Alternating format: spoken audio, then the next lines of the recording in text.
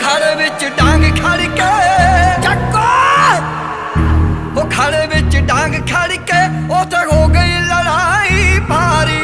अर्जन